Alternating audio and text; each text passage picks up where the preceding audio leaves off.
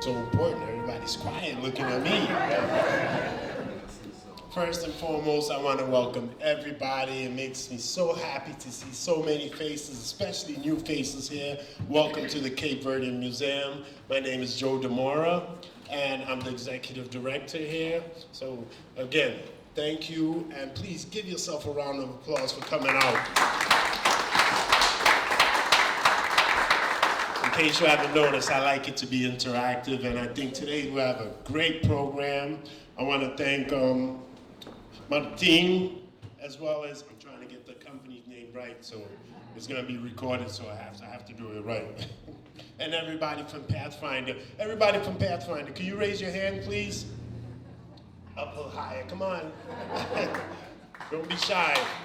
I want to thank everybody from Pathfinder it's because of them that we're able to do this great event, as you all may know, and I think you guys all are. I'm a big fan of Amilcar Cabral and the work he's done, and for the liberation of Cape Verde and Guinea-Bissau, and pretty much all the Portuguese-speaking nations in Africa. So it's really exciting for us to have this event here today, and I want to introduce you a panelist who, one is late, he may be showing up, so I'm not gonna say his name and make him look bad, but I wanna thank Martin Copel. And Dr. Amado, he just saved me right now, because since the other person, I put him on the spot and he came through as all, so let's give him a big round of applause for Dr. Amado. I think before we get the program started, Martin has a presentation because he's almost Cape Verdean because he came bearing gifts. Martin, can you come up here? And of course, our president of our board is here, Corsino Delgado. No, you guys come up front. I'm gonna let them do their thing for a little while and then I'll be right back. Thank you very much, Joe. Joe thought it would be appropriate to begin the program today with a donation we would like to make to the museum. And it's a portrait of Amilcar Cabral. It has an interesting history. It was painted on a very large mural that was in New York City, a 6-story high museum called the Pathfinder mural, because it's a mural that was painted on the wall of the building where the Pathfinder books were printed.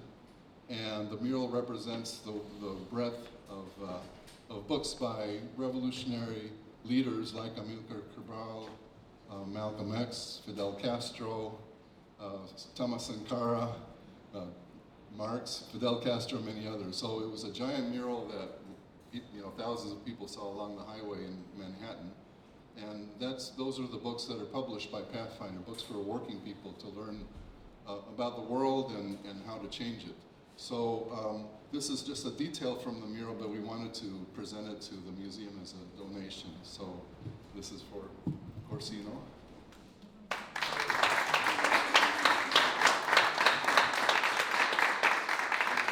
No, this is not for me, this is for the museum. But thank you.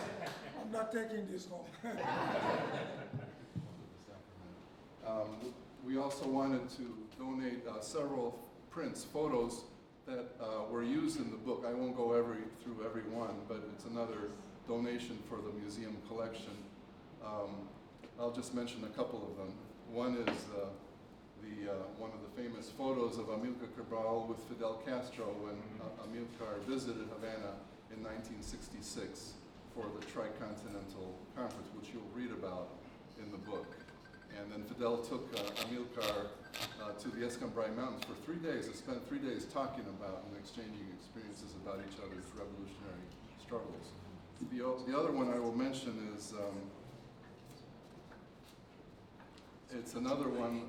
These are Cape Verdean fighters that are receiving military training in Cuba. And it was a total of 30, and this is some of them, including one woman who's pictured here who's still alive. And this group was headed up by Pedro Pires, which many of you know, or was later, president, prime minister of Cape Verde. So that's another one of the photos that we wanted to donate to the museum. Thank you very much.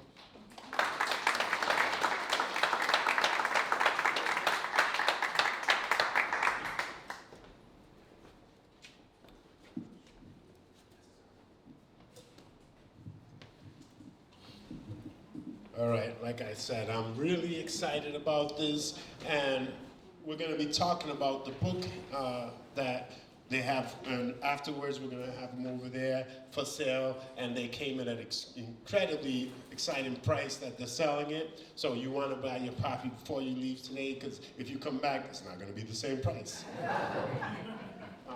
Before we begin the program, I want to play a video for everybody, a video message that was sent by Víctor Dreke.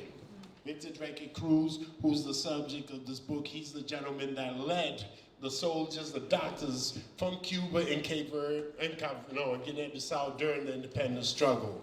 So we're going to watch the video, and then we're going to begin the speaking program.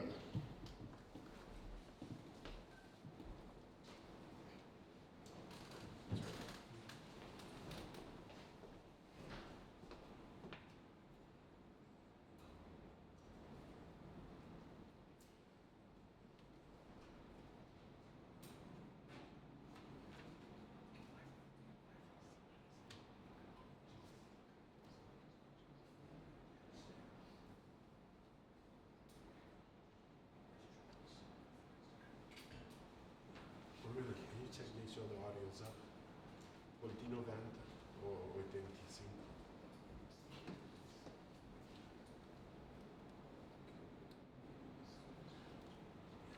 As you know, Víctor Dreke, he's from Cuba, so he's going to be speaking in Spanish, but there's English subtitles, so you can read along.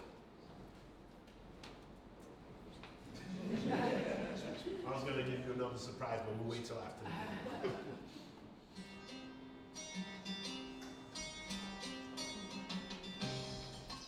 Jóvenes caboverdianos que están en otros lugares del mundo luchando y representando a su país y queriendo saber bien de Cabo Verde. Muchos de ustedes no habían nacido en Cabo Verde, en Guinea-Bissau, pero sus padres, sus hermanos, sus tíos mayores le han hablado a ustedes de ese gran país de Guinea-Bissau y de ese gran país de Cabo Verde. Y nos alegra mucho que quieran a Cabo Verde, que defiendan a Cabo Verde aunque estén distantes. Y sabemos que ustedes la seguirán defendiendo conforme lo defendieron sus padres, sus tíos, que cuando comenzó la lucha no estaban en Cabo Verde y fueron para Cabo Verde y para Guinea-Bissau a luchar junto con los caboverdianos y con los compañeros de Guinea-Bissau en defensa de su libertad, de su independencia, bajo las orientaciones del compañero Nino Viera y sobre todo de luchar bajo las órdenes del compañero Amílcar Cabral, jefe número 1, como decían todos ustedes, de la lucha de independencia. Muchos abrazos para ustedes, sigan adelante, sigan estudiando, sigan abrazándose, sigan defendiendo y que viva la hermandad entre los pueblos de Cabo Verde y Guinea-Bissau y que viva la hermandad entre Cuba y todos ustedes.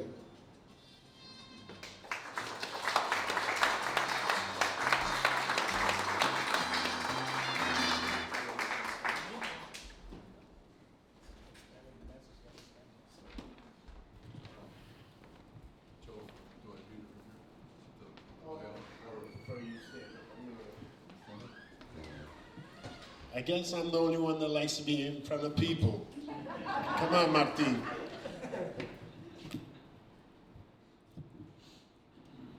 Now you saw who was speaking about Víctor Dreke. So Martin's going to come give you a little bio about him so we can learn about him before we start speaking about the book. This way, because we're greetings. How's that? Fortunately, we're about the same height, Yeah, so that's why. you're taller than me. No, usually I don't have this problem with anybody else. So, we'll be talking a lot about the author of the book, so we just wanted to begin by saying a few words about who is Víctor Dreke. Actually, we first met Victor more than 20 years ago when Pathfinder published a wonderful book interview by him, which is called From the Escambray to the Congo in the Whirlwind of the Cuban Revolution. That book is here, available, and I highly recommend it. It tells his whole story. In that book, he tells how starting at age 15, he joined the Cuban revolutionary movement led by Fidel Castro, Raul Castro, and Che Guevara and others. And first in the fight against the US-backed dictatorship, Batista dictatorship, Dreke joined a student-led group and then the July 26 movement. He played an important role in the decisive battle of Santa Clara that led to the fall of the overthrow of the dictatorship, and he was wounded in combat. After the 1959 victory of the Cuban Revolution, Dreke led militia units at the Bay of Pigs, where the Cuban people defeated a US organized invasion in 1961. After that, he was promoted to the rank of commander. In the early 60s, armed counter-revolutionary bands were terrorizing peasants in the countryside in the Escambray Mountains of central Cuba, and Dreke led units of working people who crushed the US-backed bandits. In 1965, Dreke was second in command under Che Guevara of 130 Cuban volunteers in the Congo. They fought alongside Congolese liberation fighters. It was in the Congo that Che gave Dreke his nom de guerre, Moja, which means one in Swahili. And Commander Moja is how he is known throughout Africa to this day. In 1967-68, Fidel Castro asked Dreke to head up Cuba's military mission in Guinea-Bissau, working closely with Amilcar Cabral. This was after the meeting of Fidel and Cabral that's in that picture that you saw.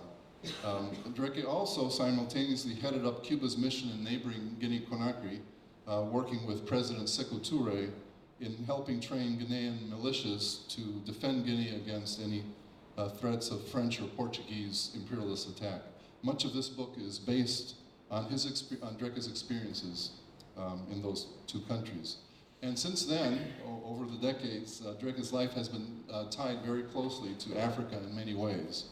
He was Cuba's ambassador to Equatorial Guinea, and he invited a delegation from Pathfinder to the very first book fair, international book fair in Equatorial Guinea at that time.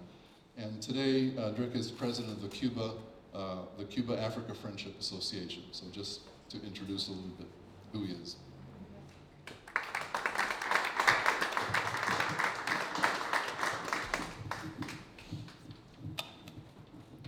Thank you, Martin. And Professor Amado's not the only person I put on the spot today, and I know when you guys leave, she's not going to be very happy with me. But you saw the message that he gave in Spanish, but he sent a written message in English where we're going to ask our great librarian, volunteer, Sheila, to come in and read it for you. This is not her cup of tea, but I put her on the spot, and she's so great that she's going to do it. Hear me? Yes. Oh, yeah. All right. So this message is from Víctor Dreke. He dates it June 28, 2026. It's specifically a message for the people participating in today's program. He says, "Dear brothers and sisters, we're honored to hear of your interest in learning about the part of African history that is told in this book, The Fall of the Last Colonial Empire in Africa, Cuba and the Independence War in Guinea-Bissau and Cape Verde. This book, published by Pathfinder Press, has already been well received. Cuba has been tied to the African liberation movement as a way of paying our debt, an unpayable debt, resulting from historical events that have bound our peoples together since the time of slavery. With the 1959 victory of the Cuban Revolution, Commander Fidel Castro set this course by recognizing the legacy that Africans gave Cuba over centuries. The African presence in Cuba through the slave trade and slavery itself was a major factor in the formation of our identity. Africa's influence in Cuba is expressed in the very life of Cuban people. During the historical moments of the 1960s, we had the opportunity to participate as volunteers in the independence and liberation struggles of the African peoples. This included the Congo, Congo-Brazzaville, Guinea-Bissau, Cape Verde, Ethiopia, Algeria, Angola, and other countries as well. In each case, we participated at the request of the governments and movements there. We have also contributed in areas of cooperation such as healthcare, education, sports, culture, and construction. Amilcar Cabral's participation in the 1966 Tricontinental Conference in Havana forged our links with Guinea-Bissau and Cape Verde. That event discussed the necessity of fighting for the liberation of countries on 3 continents, Asia, Africa, and Latin America. Amilcar Cabral gave one of the most important speeches at the Tricontinental Conference. He explained, among many things, the necessity at that time of waging an armed struggle to achieve genuine independence. Africa and Cuba became united through the figures of 2 outstanding leaders, Fidel and Amilcar. That relationship has endured through the years. It led to Cuba's participation, at Amilcar's request, in the liberation struggle of the peoples of Guinea-Bissau and Cape Verde. More than 400 Cubans served as volunteer combatants and doctors between 1966 and 1974. We fought alongside the African Party for the independence of Guinea and Cape Verde. This book tells an important part of that history, which should become known by young people all over the world. We want you to know that Cuba, a small island in the Caribbean, has always been a friendly and respectful country that offers its solidarity, as you'll read the pages in this book. After 135 years of struggles for our sovereignty and independence, led by Jose Mate and by Antonio Maceo and Maximo Gomez, by outstanding women like Vilma Espin, Celia Sanchez Manduli, Haiti Santamaria, and many others. Cuba won its true independence on January 1st, 1959. That victory was the culmination of a process of developing consciousness, unity in ideas and in action under the guidance of our leader, Fidel Castro. Since 1961, however, that shining light has been clouded by the intransient position of the United States government. With that government that saw the when that government saw that the Cuban Revolution was embarking on a path of equality and social justice, it imposed a blockade that for 67 years has sought to strangle us. With their most recent measures that are threatening us militarily, they claim we are a threat to the security of the United States. They've put us on a fraudulent list of state sponsors of terrorism. But our people are prepared to repel any attack on us. More importantly, we're working creatively to find solutions to all limitations that we face as a result of the U.S. energy blockade. If you read the many publications about Cuba by Pathfinder Press, you will get a more accurate appreciation of our reality. I invite everyone to read the book that is being presented today, and I hope you enjoy it. Hasta la victoria siempre. Ever onward to victory, by Víctor Dreke Cruz, President of the Cuba African Friendship Association.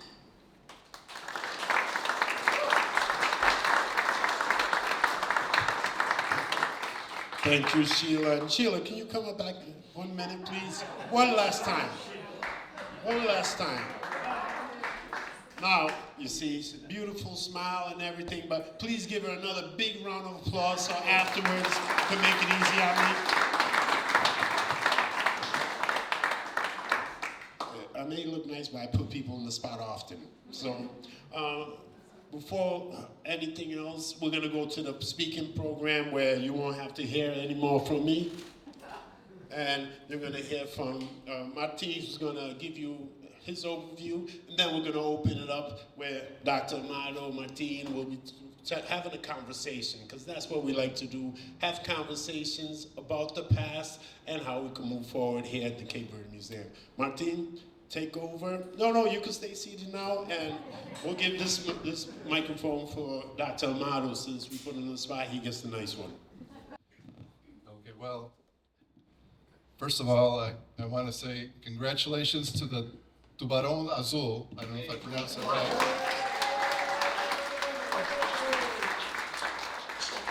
Blue Sharks, and to their enthusiastic Cape Verdean supporters who have made a difference. I want to thank Joe and the Cape Verdean Museum for hosting this event. The museum is truly a treasure of information on the proud history of Cape Verde and Cape Verdeans in the United States. And I personally have learned a lot by the exhaustive, the full tour that we got from Al Gomes a few weeks ago and from Sheila and other volunteers. So thank you to them as well. You know, I saw a video of one of the World Cup watch parties where a young woman turns to the camera and she exclaims with pride, "Now it's about time that everyone learns about Cape Verde, about our history. It's a history of revolution, of independence, of culture, of African culture." And I thought that was a spontaneous remark, but I thought it captured a little bit why the book that we're presenting today is so timely. To learn about a history that for most people is not well known, about the example of the victorious struggles of the peoples of Guinea-Bissau and Cape Verde, or Cape Verde, about Amilcar Cabral's leadership, and the decisive role that of the Cuban volunteer combatants and doctors who served alongside the African liberation fighters. Now, I'm not speaking here as an expert on these topics. There are many people here who know a lot more than myself about the history, especially of Cape Verde, but of the struggle there. But I can tell you why Pathfinder Press decided to publish this book in English, Spanish, and French. All three editions are available here today. It's now just been published in Arabic, and I understand that it'll soon be available in Farsi, the main language in Iran. And we're looking for some help in getting it translated to Portuguese and published in Portuguese. So if anyone can help on this front, please talk to me. This book, above all, is for working people and young people here in the United States, for workers learning and struggle to defend their livelihoods, their job conditions, their rights that are under attack by the employers and the government. In a world today of economic and social disorder, of international wars, of profit and plunder. It's for workers like, in recent months, we saw the New York nurses and the Colorado meatpackers who went on strike for their rights and livelihoods. For the Puerto Ricans who earlier this week spoke out at the United Nations about their fight for independence from U.S. colonial rule. And yes, Puerto Rico is probably the largest colony in the world, U.S. colony. This museum vividly illustrates similar past struggles by an important part of the U.S. working class, the sailors, the cranberry pickers, the union longshore workers of Cape Verdean origin in Rhode Island and Massachusetts that we see in the photos in this museum. As you will read in the book, if you haven't read it yet, the independence wars in Portugal's African colonies were part of the wave of national liberation struggles that swept the globe after World War II, from Algeria to Vietnam. Víctor Dreke points out, and as some of you know, that the victory in Cape Verde and Guinea-Bissau was a turning point in Africa. It brought down the entire Portuguese colonial empire, and it sparked the end of the decaying fascist dictatorship in Portugal itself, the Carnation Revolution, which then opened a revolutionary upsurge by millions of workers and farmers in Portugal over a couple of years. The peoples of two small West African nations with relatively few resources or economic development gave us a powerful example that yes, it was possible to defeat an imperial power and a much greater military force.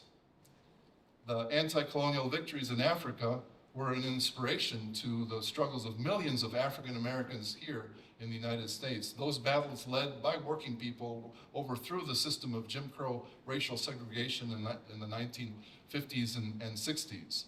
I remember the case of a black GI, a black soldier who was posted in, I think in Germany, and he was court-martialed for denouncing the U.S. role in supporting the Portuguese regime's efforts to crush the liberation struggle. So you can see one example of the direct impact that struggle had in the United States. Dreke describes the leadership example of Amílcar Cabral. He begins to rescue the real Cabral, whose revolutionary qualities are often misrepresented or not known. Cabral had confidence in the capacities of working people to transform society and to transform themselves in the process. He sent young fighters into the rural areas to learn from working people there, to win their trust and organize them over a period of a couple of years before launching the guerrilla war. Cabral led the fight to overcome tribal antagonisms among Guineans, as well as divisions between Guineans and Cape Verdeans, which the Portuguese colonialists had long fostered. He forged a united, disciplined organization, the African Party for the Independence of Guinea and Cape Verde. In the territories, for example, that were the liberated territories freed from Portuguese rule, they organized schools to begin to reduce mass illiteracy, and the book gives a number of examples of that. They set up field hospitals offering medical care for the first time. Local militias defended against Portuguese army attacks. Villagers elected local councils to begin to run their affairs for the first time. As Pina, not Kevin Pina, the soccer player, but one of the Cubans that are interviewed in this book and who's actually on the cover. His real name is Alfonso Pérez Morales. He said, Amílcar was one of the first African leaders to promote equal rights for women. Pina worked on the north, he was posted on the northern front of the independence, during the Independence War, and he worked closely with Titina Sila, who some of you know, and I think there's a portrait of her in the back there. An exceptional political leader and head of a combat unit at that time. Women like Titina, like Carmen Pereira, and others increasingly won respect from their male fellow fighters and breaking down anti-woman prejudices in the course of fighting together. When the PAIGC captured Portuguese soldiers, they were not mistreated or humiliated. They were turned over to the Red Cross. And that was exactly the same approach that was taken in Cuba by the rebel army led by Fidel Castro during Cuba's Revolutionary War. Amílcar insisted, our enemy is not the Portuguese people, it's Portuguese colonialism. And he knew from his own experience in his younger years that working people in Portugal had common interests with anti-colonial fighters and could be won over to that struggle. Amílcar said, he would point to people who would claim to promote themselves as leaders would say that they had an African name, or they would point to they would make a distinction between the color of the skin of the different liberation fighters. And Amílcar said, a person's name, whether a European or African name, or the color of their skin, is not what matters. What matters is what that person has in his head and in his heart. It is the work that he does each and every day that makes him a true child of the land. And that was the perspectives and the lessons that that leadership of Cabral instilled in the revolutionary fighters in Guinea-Bissau and Cape Verde. Cabral was a materialist, a historical materialist. He didn't use dogma, but he explained in clear terms that the evolution of humanity is based on the advances in the productive economic forces. To understand society and how to change it, he said, we must start with the world. And at the same time, every revolutionary movement must be based on the unique history and economic development of their own people. Amílcar spoke about culture as the product of society and its development. And he said, we must get rid of colonial culture and also of the negative aspects of our own culture. We have to create a new culture based on our traditions, but also respecting everything the world today has conquered for the service of mankind. It reminds me very much of another revolutionary leader, Thomas Sankara, leader of the revolution in Burkina Faso, who said, we are the heirs of the world's revolutions. And there's books by speeches of Sankara that you can get and read for yourself on the table. Cabral studied and absorbed the works of Marx and Engels and Lenin and other revolutionary and communist leaders. He applied them to the conditions they faced in West Africa. And I love how Cabral replied to a so-called expert at a meeting in London who questioned Cabral whether he was a Marxist. Amilcar said, "Is Marxism a religion? I'm a freedom fighter in my country. Judge from what I do in practice. If you decide it's Marxism, tell everyone it's Marxism. If you decide it's not Marxism, tell them it's not Marxism. But labels, that's your affair. We're not interested. We don't like those kinds of labels. Are we liberating our people from all forms of oppression? Ask me simply this and draw your own conclusions." That was a great answer. Some of you, of course, as I said, know a lot about Cabral, a lot about this history, the history of Cabral, who was known as Abel Jassi in his war name, and I think we have someone who's named Abel Jassi for some reason. But on the other hand, you know, if you read history books about the independence struggle, one thing is almost completely missing. And that's the Cuban volunteers who fought in Guinea-Bissau. It's like they've been erased. I won't tell you everything about that story. You should read it in the book by Dreke, but I'll highlight just a few important things. Dreke mentioned the 400 Cubans who served in Guinea-Bissau over nearly a decade. Now, they went at the request of Amilcar Cabral after he had met with Fidel Castro in Havana in 1966. Fidel offered Amilcar combatants, doctors, mechanics. They went all as volunteers. I showed the photo, a group of 30 Cape Verdeans who received military training in Cuba, including Pedro Pires, and they excelled as artillery gunners. And they played a decisive role, and especially at the end, in shooting down the Portuguese warplanes in the decisive final battles of that war. Many other governments provided material aid and weapons to the independence struggle, but Cuba was the only one that sent fighters. Why? Dreke explained, because Amilcar knew that he could trust us. We were comrades in struggle. Unlike governments whose aid came with strings attached, Cuba did not ask for anything in exchange. And Amilcar himself said in a very famous quote, "Cubans are ready to give their lives for the liberation of our countries. The only thing they will take back are the dead bodies of their combatants." Not like the imperial powers who were there to take the natural resources and wealth of Africa. And that's what happened. So you ask, what motivated so many Cubans to volunteer and to put their lives on the line and to shed their lives? Dreke says simply, the Cuban Revolution has been internationalist from the start. That international solidarity doesn't come out of thin air. It's the product of a revolution, of a deep-going popular revolution in Cuba, in which millions of workers and farmers, led by Fidel Castro and the rebel army, not only overthrew a hated dictatorship in 1959, they discovered they had to go further, that to uproot imperialist domination and the entire system of exploitation that they faced, they had to overturn the capitalist class itself and to take power into their own hands.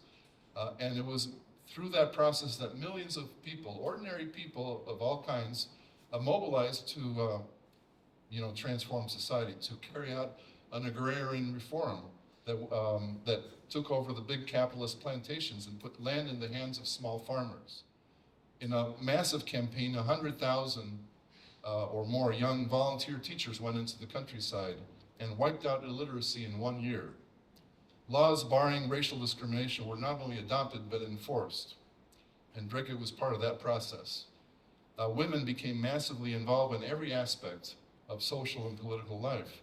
Workers took the factories and oil refineries and banks out of the hands of the US and Cuban capitalist families and put them at the disposal of the Cuban people's needs. And really the biggest change wasn't for example, free education and healthcare, however important that is, the biggest change was the transformation in the consciousness of millions of working people as they changed society and they began to view themselves differently about what they were capable of accomplishing. As Pina, one of the Cuban compañeros, says in the final chapter that you'll read, he describes why he signed up to go, actually was going to go to the Congo and ended up going to Guinea-Bissau. He said it was a matter of pride to be asked to go on an internationalist mission. These volunteers fought alongside national liberation fighters from Algeria to the Congo. And in Angola, 425,000 Cubans served and contributed to the defeat of South Africa's invading army in Angola. And that led ultimately to the end of the white supremacist regime in South Africa itself, as Nelson Mandela explained many times. The Cuban people achieved all these things because they had a leadership of the highest caliber, one that believed in the capacities of workers and farmers. It's why Amílcar Cabral himself said, when he visited Cuba and spoke at the Tricontinental Conference, he said, the Cuban Revolution constitutes a lesson for us, especially for the national liberation movements, and specifically for those who want their national revolution to be a true revolution. And Cabral didn't just throw out words, he meant what he said, and that was his attraction to the Cuban Revolution. And it's why Fidel and Che recognize in Cabral a kindred spirit. It's also why the wealthy US rulers hate the Cuban Revolution.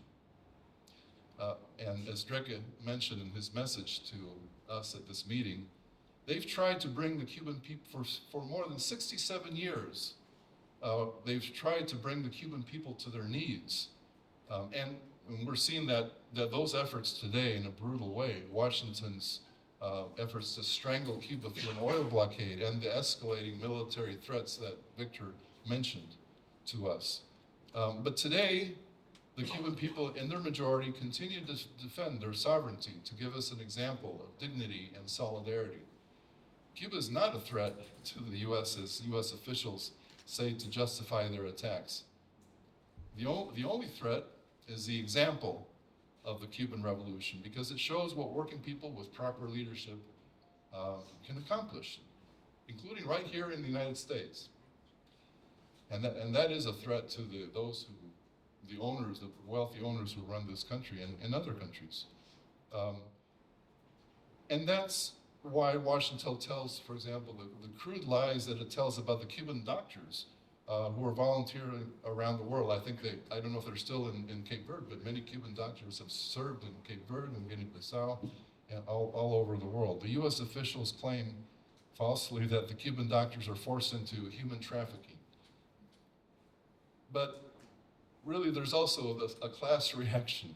Serving in other countries out of solidarity with fellow human beings, not to get rich, that is horrifying to the ultra-rich families that rule this country, their government, and their two political parties. But it's not horrifying to millions of people in this country when they learn the truth. Cuba and the independence war in Guinea-Bissau and Cape Verde is a contribution to telling that truth. Yesterday, people opposing the US government's assaults on the Cuban people, and I was among them, and some other people in this room were there also, demonstrated in New York City on the streets in front of the main post office, saying, US hands off Cuba, lift the oil blockade, and all the sanctions against Cuba. Similar actions, modest in size but important, have taken place all across North America and other countries. Let me just finish by saying that the reception to this book by Víctor Dreke has already been exceptional. Hundreds and hundreds of copies have been sold, and I think the book has been reprinted now 3 times since it first came out at the beginning of the year.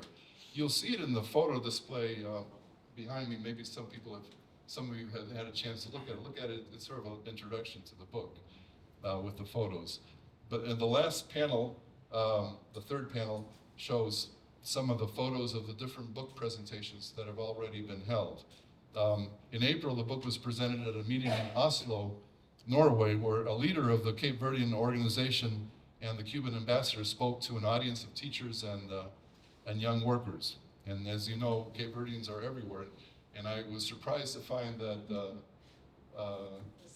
Corsino stayed at this man's house in Oslo, where Corsino's brother was living, I think, at that time. So it's a small world.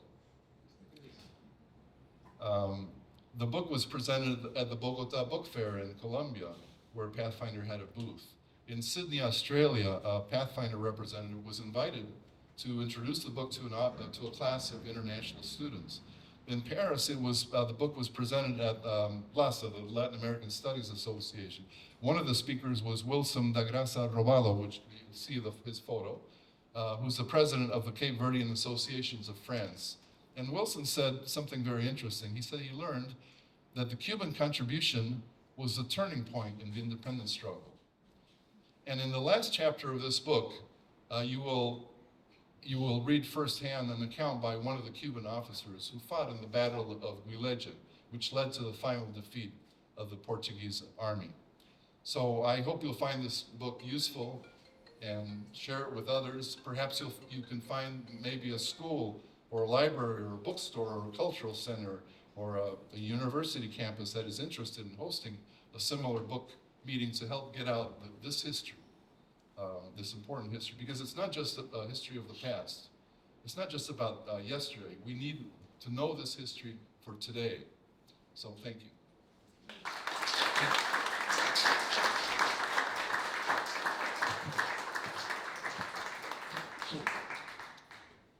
Well, I was not on the program, but since they put me in here, I feel that I need to say something.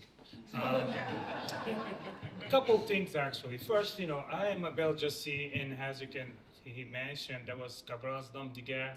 So, as a sort of this cosmic representative of Cabral, if you will, I had to say something. But before I start, I want a big round of applause to the Blue Sharks. They are doing great presentation. Now, again, I was not on the program, but this is a topic that I've been working on for the past few years, so I think I can add a couple of items that perhaps will help sell the book by providing a little bit of historical contextualization of this important transatlantic connection, Cuba and Guinea-Bissau, Cape Verde, and Cuba and Africa in general. I will try to be as brief as possible so we can have more conversation in a bit. I want to start by saying that, one of the key dimensions of the liberation struggle as led by Amílcar Cabral was what I call diplomacy of liberation. Cabral did engage the process of liberation through a multi-dimensional perspective. It had mobilization of the local population, it had a political aspect, but he also understood that we are not going to be successful if we do not reach out to international partners. So diplomacy of liberation was very important. As early as 1960, while he was in Guinea-Conakry, he engaged in two diplomatic efforts, what I call shoe leather diplomacy. What do I mean by shoe leather diplomacy? He went to all different embassies in Conakry, including U.S. Embassy. Atwood, who was U.S. ambassador, an African American appointed by JFK, actually had some conversations with Cabral. This is before JFK and later LBJ changed Africa policy. They had a little bit of conversation, and Cabral, according to archives, did go to the U.S. embassy on a couple of occasions. So you had this shoe-leather diplomacy. He was moving around, going to all these different embassies. And the other dimension is what I call congratulatory diplomacy. What do I mean by that? He needs to reach out to international partners, but he needs an opening. How are you going to reach out to partners and say, hey, I need help? By congratulating them. He expedited a number of notes, diplomatic notes, to a number of states on their national holidays, including Cuba. January 1st, 1961. That was the anniversary of Cuban anniversary of Cuban Revolution. he actually sent a letter to Cuba. Fidel Castro, congratulations, this is your second or third year of revolution. You guys are doing great, but, there's always a but. We need some help. According to the archives, nothing, at least we don't have any response from Cuba. Which seems to be quite reasonable because, as you do know, 1961, Cuba was going through a lot. Especially, this is the year that U.S. invaded Cuba, the so-called Bay of Pigs invasion, right? From 1961 to 1965, we don't find many connections between Cuba and Guinea-Bissau. One of the first chapters of this connection is Che Guevara, as you mentioned. Che Guevara, while he was in Cuba, ended up in Conakry. And he made sure to meet Cabral. Aristide Pereira, who was the first president of Cabo Verde, documented this event. And he mentions Che Guevara was very stubborn. I'm not going anywhere until I meet this man. So this is just, and this is something that you mentioned about Cabral. Cabral was a charming man. Regardless of who you are reading, it seems that all seems to agree that he was a man that could really persuade you, and he was very a man of diplomatic charm. So Che Guevara ended up meeting Cabral, and he reported to Fidel Castro. But again, we don't see much of movement. The movements of this partnership actually takes off with 1966 Tricontinental Conference. As you pointed out, Cabral made a great contribution to critical theory. I actually suggest to you all to read that speech, The Weapon of Theory. That is the title of the speech. I mean, the title itself tells you a lot. And he emphasized that, you need to bring those two aspects together, theory and practice. You cannot have one without the other. But, the beautiful thing about it, he made not only practical contributions, but also theoretical contributions to liberation. For instance, one of the key theoretical contributions that he made to understand, okay, what you're going to do after independence, what you're going to do when the leaders of revolution who are from a particular social class, the petit bourgeoisie, takes over the state. He developed the theory of class suicide, and still to this day, there was a novel contribution to the Marxist thought. Again, Cabral was not a Marxist. He relied extensively on Marxist methodology, as he pointed out. And you mentioned the response he made in London. That's our people are out of mountains. But the similar response he gave to a U.S. congressman. In 1970, he was invited at U.S. Congress before House Committee on African Affairs. And someone asked him, I cannot remember the name of the congressperson, asked him, are you a Marxist? And he provided the same response. You want to call it Marxist? Go for it. But the point I want to emphasize is, even in places of power and authority like U.S. Congress, he was very clear of who he was in terms of his ideas. So this was another important moment. And as you mentioned, the weapon of theory was the major speech at this conference. Drake also mentioned that. Everybody loved it, not only in terms of his own, oratory skills, his charm, but also theoretical contribution that he was eventually invited by Fidel Castro, and the rest we know is this is when Fidel Castro really said, you know what, this is a movement that could take the revolution forward and perhaps needs to be supported. But I want to discuss an important aspect of the military struggle in Guinea-Bissau from the Cabral perspective. Though Cabral accepted Cuban aid, he was very clear that the military cost must be borne by Guinean people. So what that mean is the front of combat must be almost exclusively the natives. Cubans are welcome, but they stay in the rear. So the idea is, if people are going to die, it needs to be our people. We are not going to get our independence if someone else is dying for us. They are welcome. At least we'll try our best to, have the ones bearing the cost.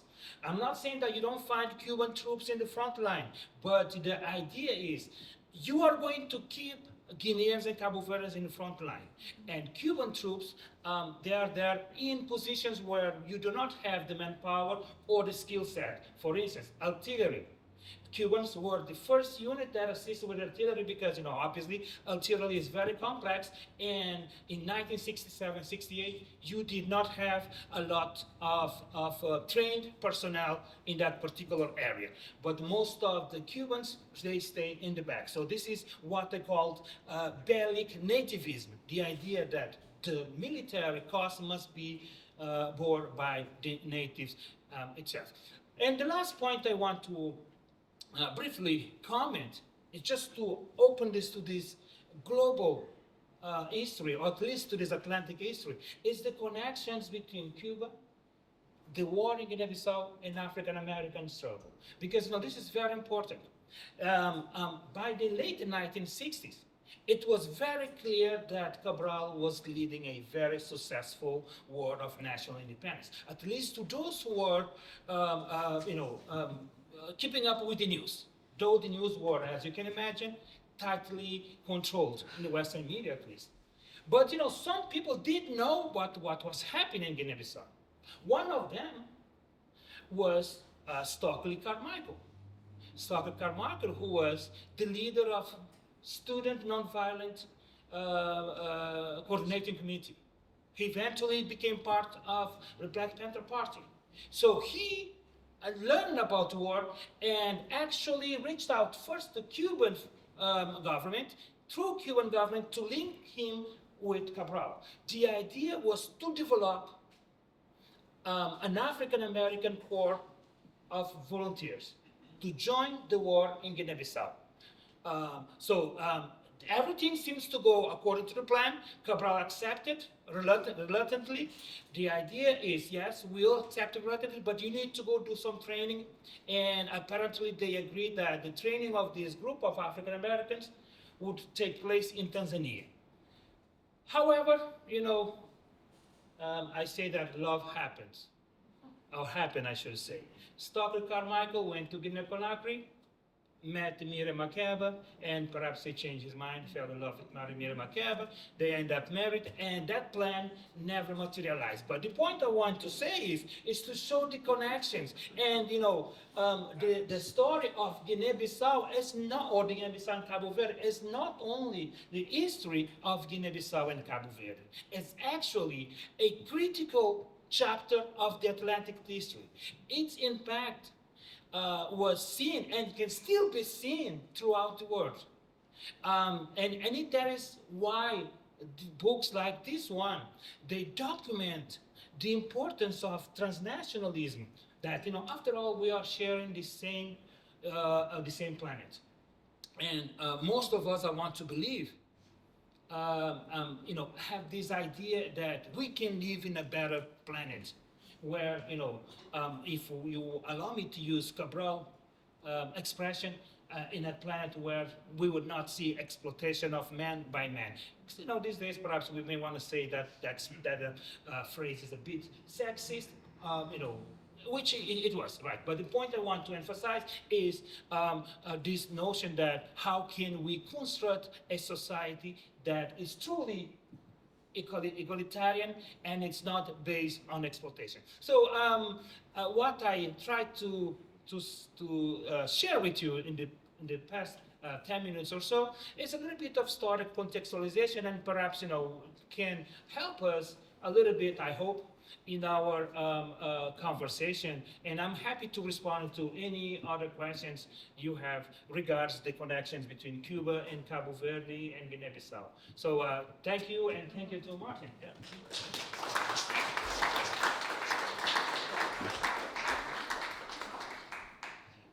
Thank you, Professor Abel Jassi. I introduced him earlier as Professor Amado. I don't know which he prefers, but he's already here. So give him another round of applause so he doesn't get mad at me. Okay, we're gonna open up to what I hope is gonna be a great and excellent conversation. But when Martin came here, we planned this event. I shared a story with him about my experience, which kind of touches here, and he said I should share it with you guys. I know you heard a lot from me today, but I came to the United States when I was 6 years old. And my fondest childhood memories was being a pionero in Cape Verde, because I was born in 73, which I think is coincidence that Cabral was assassinated in 73. But when I came with that love for being a pionero de Cabral. And as a kids group, we had kids group where we stand and sing the hymn and everything. So when I came here, the system, and before I go any further, I love America. It's the greatest country. I'm so proud that I came here and all the opportunities. But we have to tell the truth. And it hasn't always been rainbows and sunshines. So going through the education system, I went from first grade to, graduated high school, then went on to URI, and then in Brown. I had never heard of anything about Cape Verdeans. And was such an important part of not only American history, but world history. It wasn't until I went to Brown and I was introduced to Professor Donaldo Macedo, one of our greats in our community. And that's when I started hearing about Cape Verde. I was like, wow. As you know, the American education system was started for getting people ready for work. And that's what it continued on. Me as a former educator, and I'm not speaking negatively, but it seems like an indoctrination system where I grew up and I hated Cuba. I hated Russia until I started learning my history. And I was like, oh my God, I hate myself. Because Cuba and Russia had very big hands in helping for the independence of Cape Verde. So, and that's why I said it's important for us to learn our own history, because all those years I was going around hating people who helped me in my country to achieve independence. So we always have to keep an open mind. And again, I just want to clarify, I'm not speaking negatively about America, because I've had a great experience here, especially coming from Cape Verde in the 80s. So just for us to keep an open mind, and let's have a discussion here, an honest discussion, and how we could go forward. And now I'll be quiet. Anybody who's next, let's open this conversation up.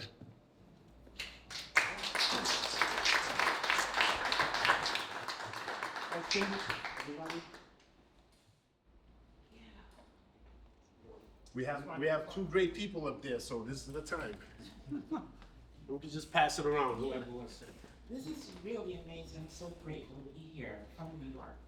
A doctoral student working on music of the Cape Verdean community in which my father grew up in. He's a jazz drummer, Grammy Award winning, and so forth. But my question for you, Doctor, is which archives do you recommend to get this information on Cabral? This is so fascinating, and I do have the book. Yeah, that's my question. So, yeah, archives. We can have 3 questions and then respond then. Should anybody go? Mike? I have.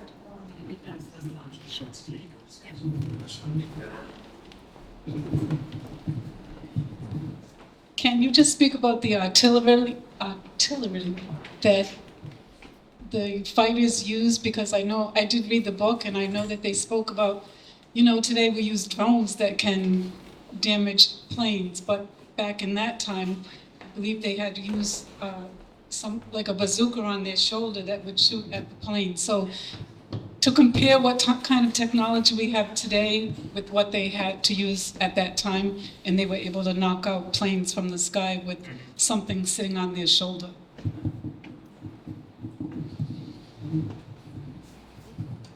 One more question? Oh no, you want to get a bunch of questions? Yeah, 3 questions, then we can. Anybody else?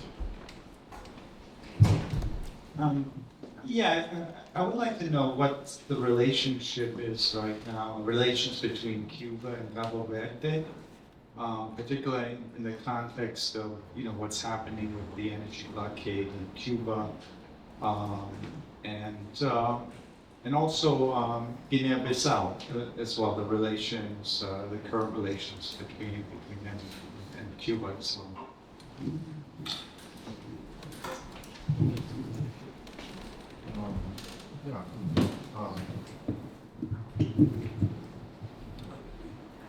think on the archives, Professor Amato would know more than myself. One book that I found a very good resource, is one that we were talking about earlier, a book by Piero Iglesias, who wrote 2 books on Cuba's role in Africa. I think one is called Conflicting Missions, and the other is Visions of Freedom.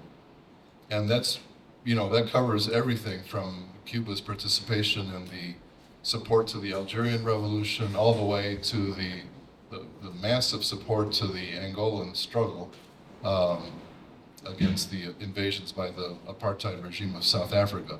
But there is a chapter there on Guinea-Bissau, and it's the first place that I found there any reference to Cubans in Guinea-Bissau. Because I've read, quite a few collections of books about Cabral and the PAIGC, and by very well-known historians, and it's like they were never there. So Iglesias was maybe the first one who told that story. But there's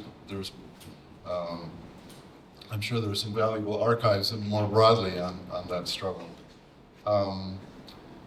I did want to say one thing on the artillery. Well, Dreke talks a lot about that aspect because first of all, as we know, that when Cabral visited Cuba, they had Cabral tells a story that when they started the armed struggle, after 2 years of doing political work and going into the countryside and learning from the population and winning their trust and getting to know the character of the geography and everything else, which Cabral had previously done as an agronomist, and he conducted a very thorough study of the country and its people.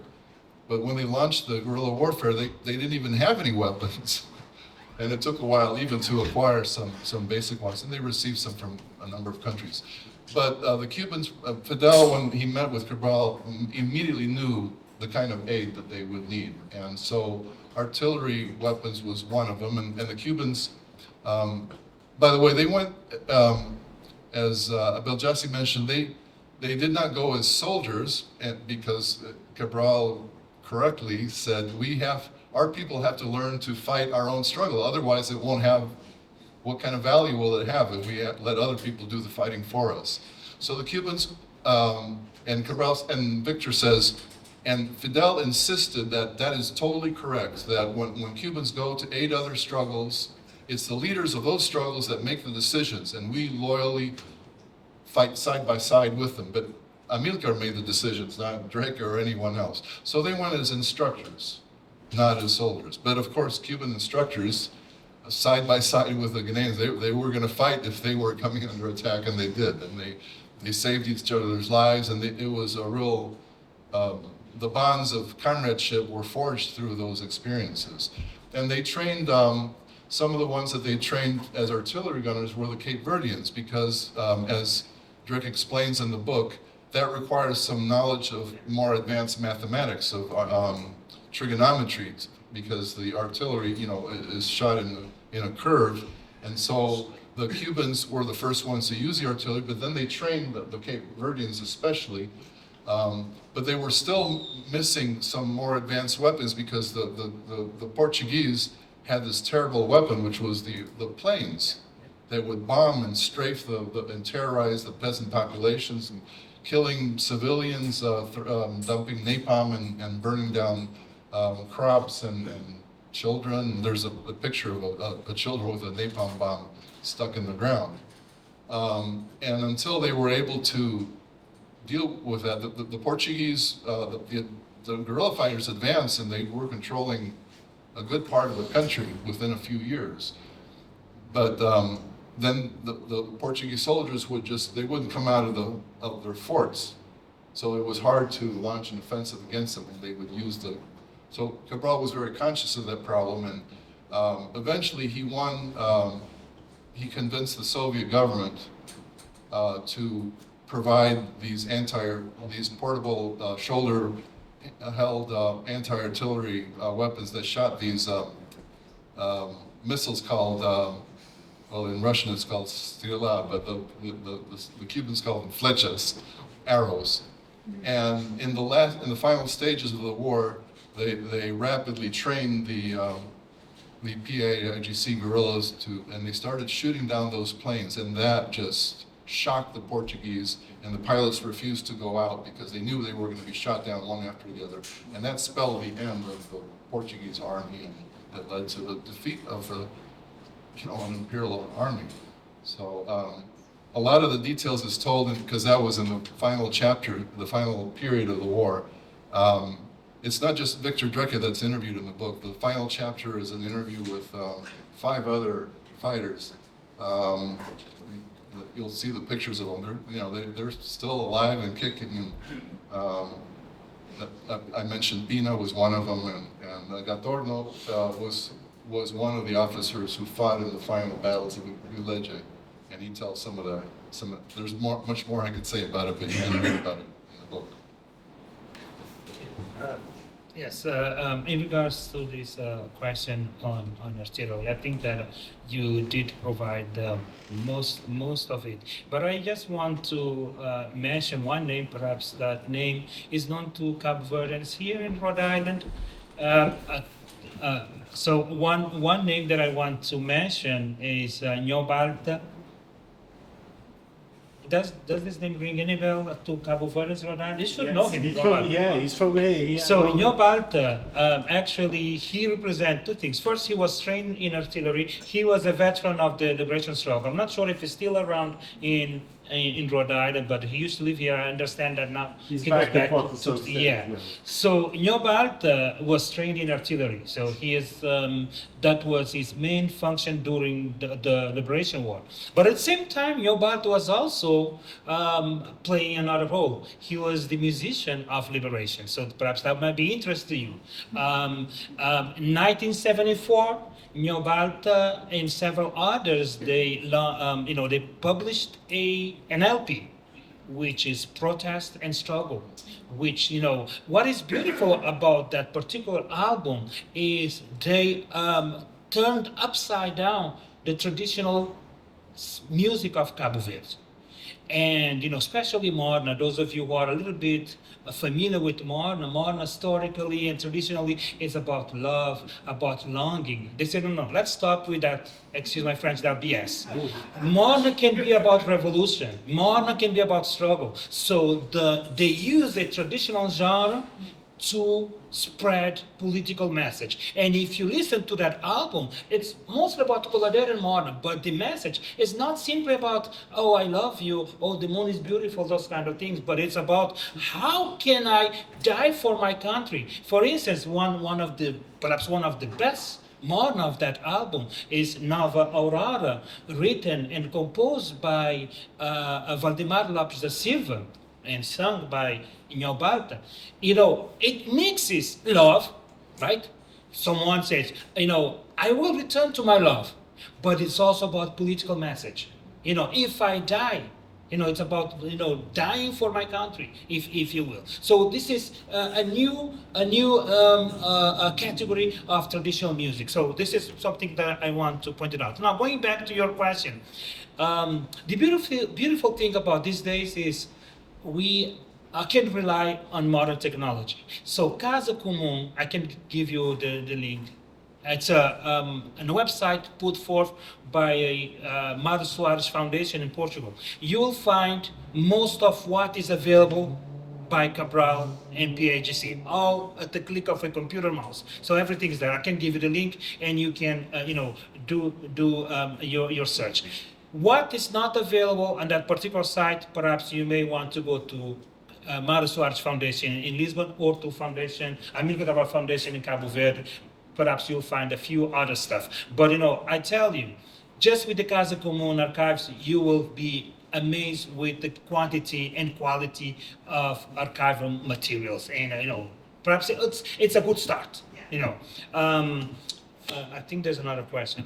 In terms of the contemporary connections between Cuba and Cabo Verde, and Cuba and Guinea-Bissau. This is actually, if you go to Cabo Verde and ask any political actors, a state government, they'll tell you, no, we are still good partners. They will tell you, oh yes, Cuba is still a good partner. But when you look at the actual, what actions are they taking, it's a total different story. Okay, so to my knowledge, I could be wrong on this. Maybe if I'm wrong, please correct me. I haven't seen any government official of Cabo Verde condemning, for instance, the most recent attempts to intervene in Cuba or elsewhere. Right. It is very clear and this has nothing to do with what party is in power in Cabo Verde.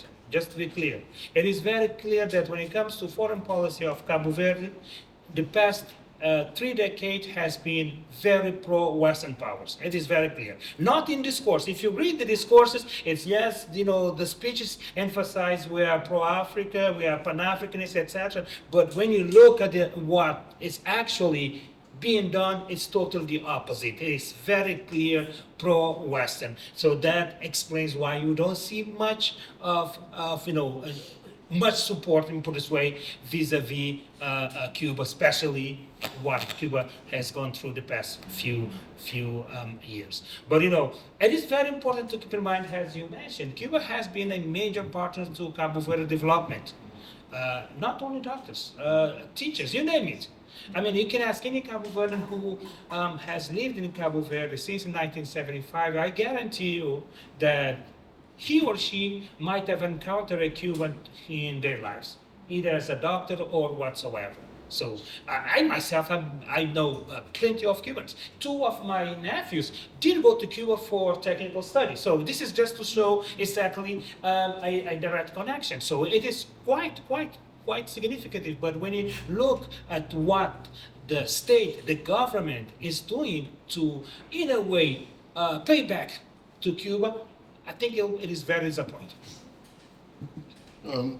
Moving back, we'll go right to you. Moving back to what he said, the album New Volta, I actually own that album as a former DJ. And one of my favorite tracks on there, I heard Norberto Tavares perform it, which is about Titi Nasiba, and only to find out it's on that album that New Volta sang. So it's, if you get a chance, well, we should have it here. If not, I'll bring it from home so you could come and visit the museum and listen to it, since we have record players on both floors. Yes, I have a question. You said that that there is no reaction. There has been no reaction on the part of any of the governments in the face of the current hostilities and menacing on the part of the U.S. government against Cuba. But it would be interesting to know, you also mentioned that everyone in Cabo Verde has been seen by a Cuban doctor. There are all these other connections.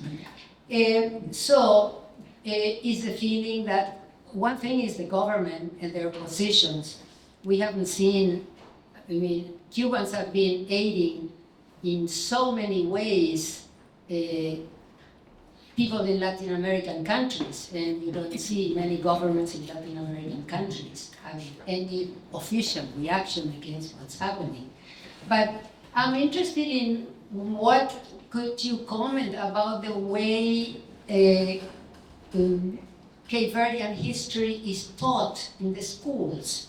I mean, the people that have been treated by a Cuban doctor, for example, or have had any connection may have an opinion about what's happening today. But how is the whole coverage of the independence from Portugal, which is normally central to the education in elementary school and high school in any country that has gained independence from another one? So how is the participation of the Cubans in the independence of Cape Verde? How has that entered into the educational system, the way people learn about this new chapter as an independent country?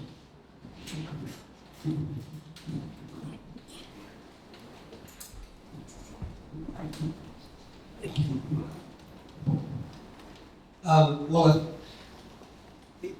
many people know that internationalism is a hallmark of the Cuban Revolution throughout its 67 years.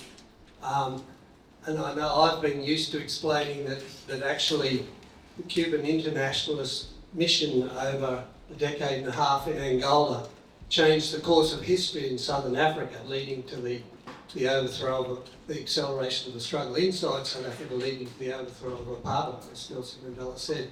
But this book really was, in a way, it was news to me that even before that, in terms of changing the course of history, that the Cuban aid, which was decisive to the Amilcar Cabral-led struggle in Guinea-Bissau and Cape Verde, accelerated the downfall of the crumbling fascist regime in Portugal. So, you know, I think the book has a real value in that. But I guess my question is related to that. What has been the knowledge of and the impact of the Cuban participation in these struggles? I know that there was a huge impact of the internationalists coming back from Angola, but this is a little known chapter that's now in this book. If Martin in particular could say more about how well that's known or not known in Cuba and what the reception has been, and just what that also means about the potential for solidarity actions to defend Cuba and demand US hands-off now. I think that's a really untapped resource, and this book is a really valuable tool in that.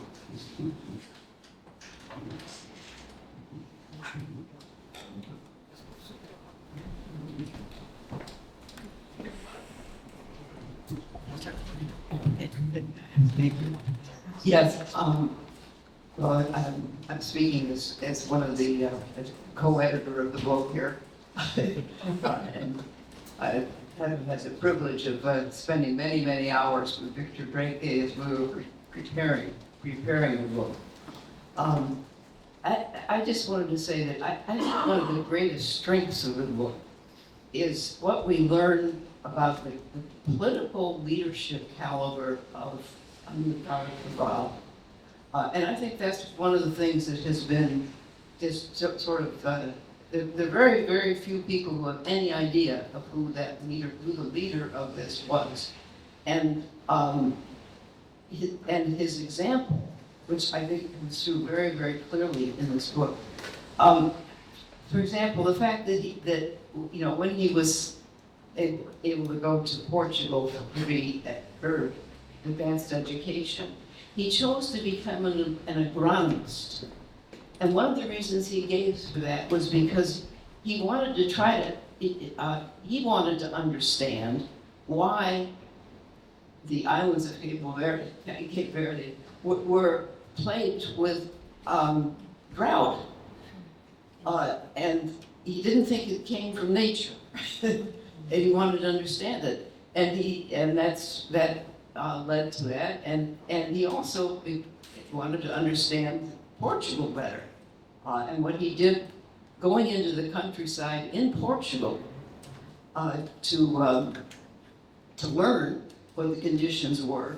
And it comes through, later in the way that he led the fight in Guinea-Bissau, explaining to those who were fighting there that the Portuguese people were not the enemy, and what the real living conditions were like in Portugal, where 50% of the population there was still illiterate, and of course in the countryside almost entirely. One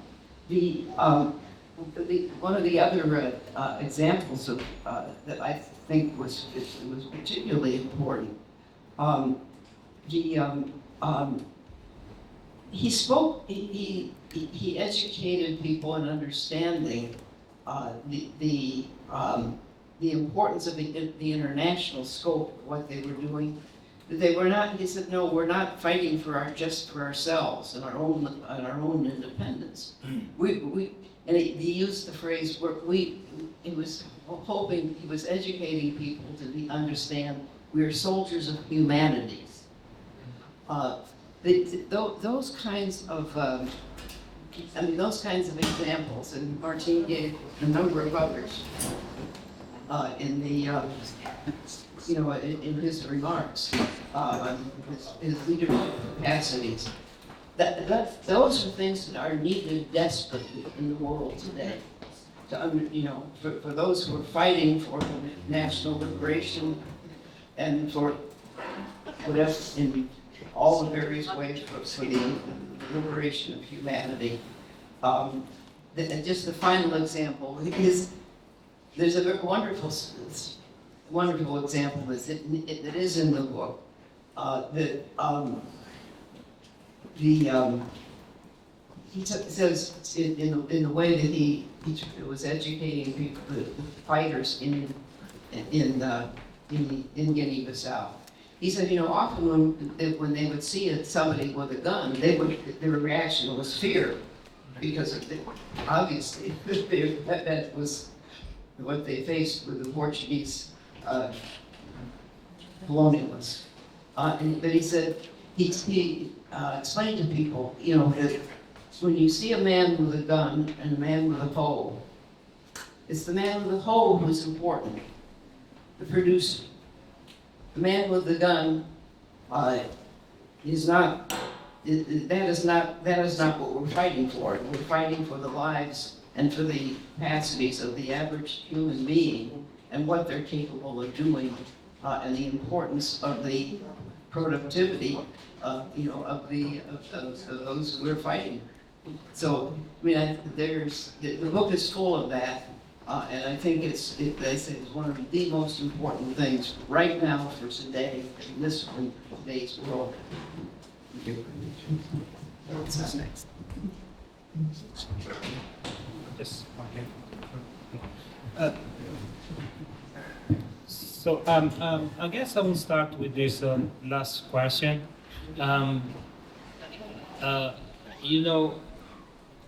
It's.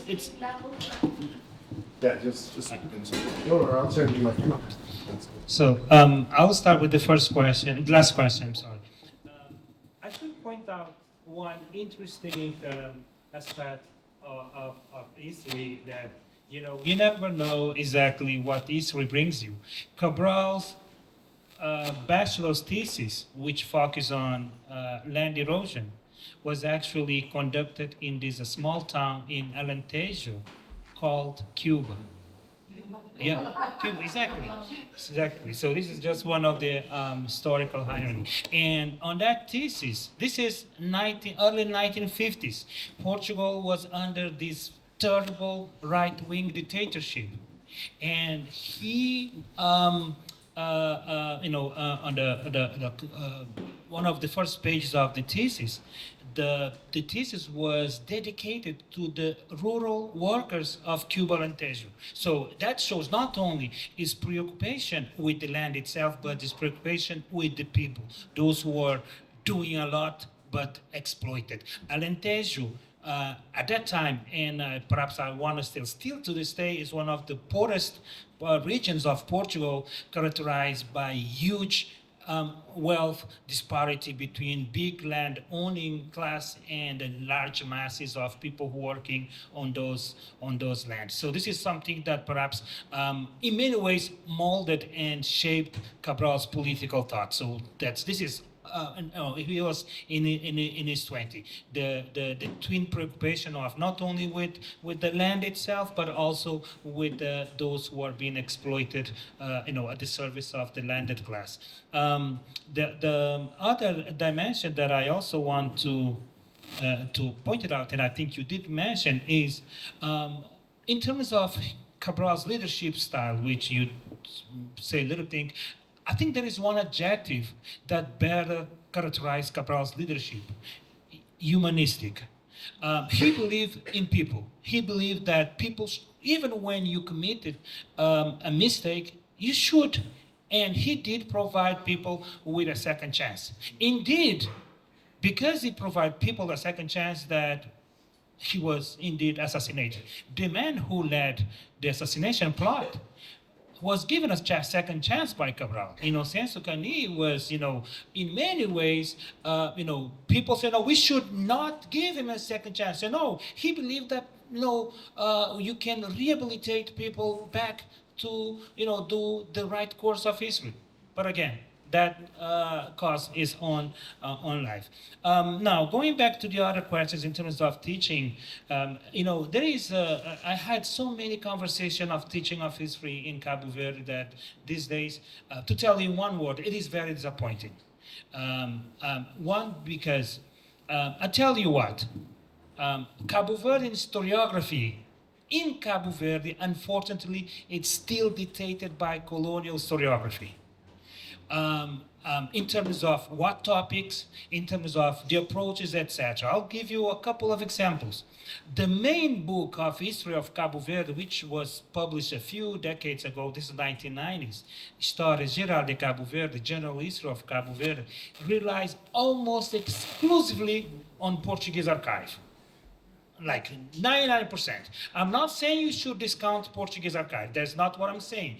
But I have so many conversations with my colleagues, and I say, if you want to write a more comprehensive history of Cabo Verde, you need to be open to all different archives, not only Western archives beyond Portugal. By the way, if you go to the British Museum or the British National Library or the French, there's plenty of archives beyond Portuguese ones that can give you elements of Cabo Verdean history are typically not talking about. Bear in mind that for many centuries, Cabo Verde was indeed the crossroads of the Atlantic. So people from around the world visited it. Francis Drake in 1500s attacked it and wrote about it. So, but you read that book, there is no mention of the document by Francis Drake. So this is very disappointing, and this is from the early centuries. Now, if you go into more recent years, it is even more disappointing, especially when it comes to the struggle of national liberation. Students are not taught that. And one of the arguments that is often reproduced in folk science, I call it folk science because there is no scientific support, is this idea that, the struggle did not happen in Cabo Verde, which, indeed did not happen. The actual struggle, the shooting and the killing happened in Guinea-Bissau. You had Cabo Verdeans there. So because no military operations were conducted in Cabo Verde, they say, it didn't happen. The transition from colony to independence had no connection whatsoever with the war, which again, I think that is a wrong interpretation of history. And I say this because history is far more complex, and indeed, if you see exactly the process of struggle or the process of independence, and this is one argument that I'm not the only person who defends it, a couple of other scholars tend to defend it. The struggle in Guinea-Bissau was very, very important, not only because of Guinea-Bissau itself, because it led to the fall of dictatorship in in Portugal, and with that, with the Portuguese decolonization. So everything can be connected to the struggle in Guinea-Bissau and ipso facto with Cabral's own leadership. So you can see that we cannot talk about independence of Cabo Verde or Guinea-Bissau or Angola or Mozambique if we don't discuss the successful case of the war in Guinea-Bissau. That is like the starting point. Indeed, I can give you far more other aspects for us to reflect upon. For instance, who led the coup in Portugal? These are all the military who experienced the war in Guinea-Bissau, the so-called rapazes da Guinea, literally boys from Guinea. These are the ones who were, Spinola and all of those crowds, they experienced the war in Guinea. They know that Guinea-Bissau was Portugal's Vietnam. They know that. And the only way they could avert a total collapse of the empire was to stage a coup d'etat, which eventually they did. So, unfortunately, we don't see that particular connection in the curriculum at high school or even in elementary school. We could talk more in terms of what debates are leading this absence. Obviously there is another dimension without going too much detail, because if we're going into this path, I'm afraid we're not going to leave this place. It connects. This is very important because it is connected with one of the most important national debates of Cabo Verde. Who are Cabo Verdeans? Are they Africans? Are they Europeans? Or are they just Cabo Verdeans? Again, I don't want to go on that path, because this particular debate informs how history is written and taught. And finally,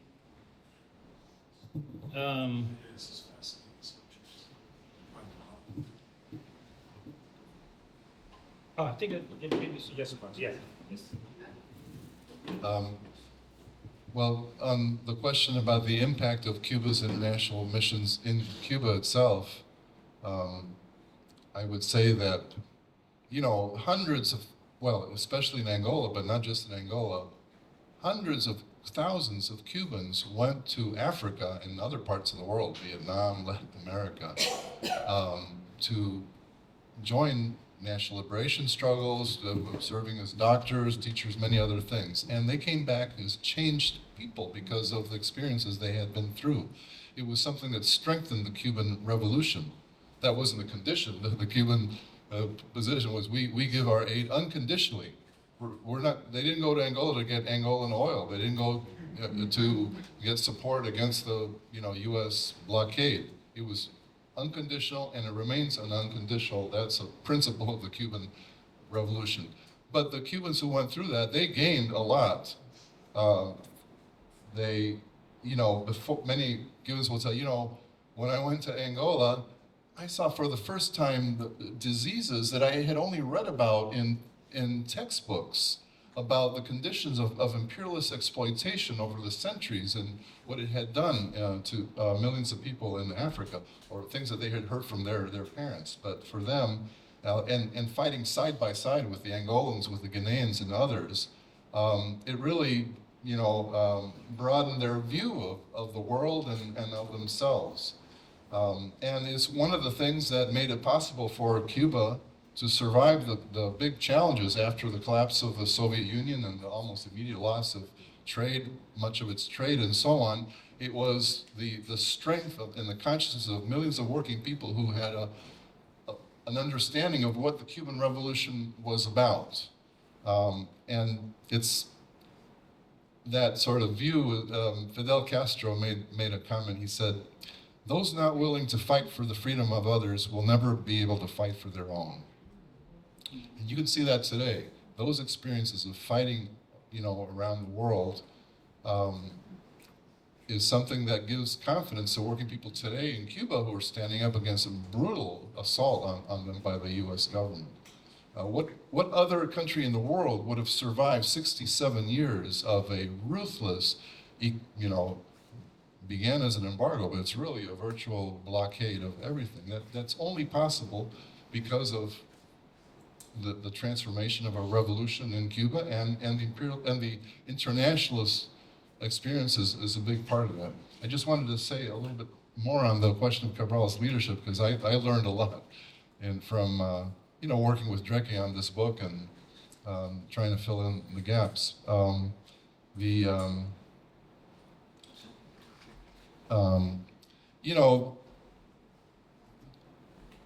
Cabral, what comes through in the book is his eyes were on the ordinary people, the working people of Guinea-Bissau and Cape Verde, to transform the conditions.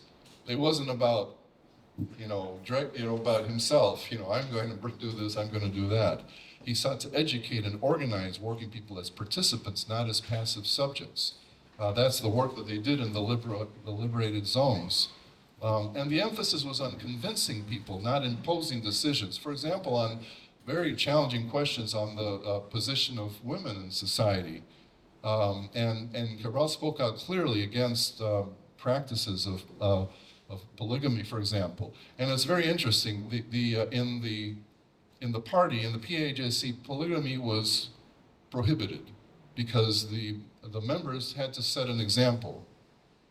But it was not imposed on society because, and including some of the women leaders like Carmen Pereira, who was very conscious that we couldn't, just change social conditions by decree. It had to come both through convincing and political work and experience, and also on a question like women's emancipation through changing the social conditions. In the introduction makes that point that I think it quotes an answer that Cabral gave at a meeting in New York when he visited New York in October 1972, and someone asked him about the status of women at that stage in the struggle, and Cabral says, yes, we have made many great achievements, but not enough. We are very far from what we want to do. But this is not a problem that can be solved by Cabral signing a decree. It is all part of the process of changing the material conditions of our people. And that was a long-term perspective, and it's part of that being truthful and winning people over to that understanding. There's other aspects that I think really stand out about what you said about having the confidence of giving people another chance and not just just punishing. And it had also the rejection of brutality and terrorist methods or glorification of violence. That was something that really stood out there's one of his speeches that we quoted in a little gray box, as we call it in the little feature. It was very striking. It's titled, "We Do Not Want a Bloodthirsty People." And Cabral says, at the beginning of our struggle, there were comrades who suggested that within the scheme of our overall struggle, we should commit certain atrocities. But we rejected this. In our struggle, there are none of those things that have occurred in other African countries. No matter what the justification an African might give, is it a reason to kill women and children just because they are white? We have rejected this once and for all. Why?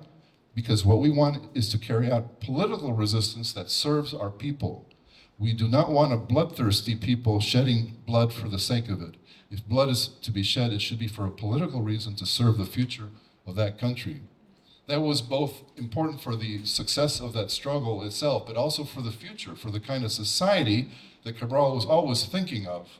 It wasn't just, someone said it wasn't just about how to use military methods to win independence, but to set an example of the moral values of a new society that's worthy of working people in the future. So I thought that was one of the strongest. There's one other thing which is interesting in his materialist understanding was Cabral, unlike other leaders, said, some people say we shouldn't use Portuguese because that's the language of the oppressor. He said, but the Portuguese is one of the best things, the Tugas left, the Tugas is the word for the Portuguese. It's one of the best, it's a tool that we can use to communicate with fellow fighters and with the world. And that's his confidence in working people and using an understanding of the language. In that sense, he was very similar to Thomas Sankara, who also defended the use of French as a way for people speaking many different languages to come together and to communicate as fellow fighters and to learn about the world. Let me just clarify on one thing. When it comes to the national identity of Cabo Verde, I know that I'm an African. So when I made that comment, is in regard of the debate, especially among public intellectuals. There's a small fringe of public intellectuals still to this day that argue that Cabo Verde is not Africa. That's what I meant. Okay, and these are people with the symbolic and cultural capital. In many ways, with political capital, they can, and they have managed to control what is taught to Cabo Verdean students. And going back to the issue of Cabo Verde leadership, because you did touch on an important dimension of it, which was not included. From the beginning of the struggle, Cabral emphasized that the struggle is, above all, a political struggle. And the use of violence is just a means to go to on this particular end, which is progress for the people. And in 1964, he understood that the struggle was actually going off rails. The military commanders were doing some atrocities. He called for a Congress, the Congress during the war, 1964, Congress of Casaca, and he made very clear, we are not, by we, he meant the PAIGC, that PAIGC was not a militarist, but armed militants, meaning the emphasis here is that non-militants, because it emphasized that the struggle is a political struggle. However, you do need to deploy violence because the colonial state had not given any other chances to accomplish the objective they initially had in mind. All right, we're gonna have 2 more comments or questions because the time is going. I know a lot of people also want to purchase the book, but people are leaving, so we want to give everybody opportunity. All right, we're gonna have 3 more comments. Because, I don't want to, not everybody here to this like experience, but it's only because it's getting late, so we're gonna have this young lady and this young man and one more. Hi, thank you so much. I read the book, I loved it. I feel smarter today. And I was just hoping you could say a few words about your analysis of the current struggle in this country and what strategies and tactics you would recommend for us. We're working hard, and I would love to hear your analysis. We have one more here, and then the young man will save him for last. Just a quick plug for those of us who have not had a chance to look at the museum. It is a wonderful taking off point for many of the questions that we're addressing here today, but on the history and its relevance to Cape Verdeans history here in the United States and to all working people. But one of the things that in the museum that made me think of, that came up on the discussion, on the impact of the struggle of in Guinea-Bissau and other parts in Africa, to working people here in the United States. And there were 2 things, both in the exhibit, the presence of Cape Verdeans within the labor movement here in the United States, organized labor movement in the shipyards, in the docks, and way back, whaling and so forth. And also, I wish we could hear from her. I think all of us had a chance to hear from her individually, Mrs. Smart. Yes. And personally, and some of the other founders, the impact that he had, it's like the connections and during the civil rights movement here in the United States, which speaks to how broad the impact it was on working people. But something that I knew, and it was reaffirmed today, on how the struggle that was taking place here in the United States for Black rights was part of the ascendancy of the anti-colonial struggles that were taking place worldwide, and how the consciousness that was being drawn and acquired, to that. But anyway, I say that as a plug for the museum and some of the pictures that you'll see here today, and make those connections, that we're making here today with the book and some of the other points. Thank you. Before we let them answer it, I just want to make a plug too. This is something, these are the conversations we want to happen in this museum, because there's been a lot of miseducation about our history. And that's why this museum is so important. We try to touch on all these. For example, the connection with Cuba. It didn't start over here. The first slaves to go to Cuba, Dominican Republic, Haiti, Puerto Rico, all went directly from Cape Verde. So there's been a long-standing connection. Oh, I thought Miss Mark had left. She went to the back. You mentioned Sophie Carmichael earlier. Miss Smart actually marched with them in New York, the Black Panthers, so we have a lot of connections, and she's living history. That's why we're saying this museum is so rich, because we have somebody who went through a lot of the Cape Verdean American history here in America, and she was part of Cuba, the organization that after 1975 independence and Cape Verdean American Federation, they were responsible for getting the Red Cross and Peace Corps there. So the struggle, the fighting may have happened in Guinea, but every aspect wherever there are Cape Verdeans, we were participating. Now, back to the scholars and the gentlemen there. If you guys remember the questions, let's go back to it. Oh, we have a third one to add to that, and then after we'll have the last young man. I appreciate it. First off, thanks so much for this. I'm really excited to read the book. My question is, what was the role of youth and youth organizations in defeating Portuguese imperialism? And the question behind the question is, given the reemergence or regaining of popularity of socialist politics, especially amongst our youth right here in the States, what are some of the key lessons from this book for those who are learning about these revolutionary histories in order to change the world? Wow. It's maybe related to the other question that it's kind of a broad question. What are the lessons about what we face in the United States today? So I think that would be a topic for a whole nother forum or presentation.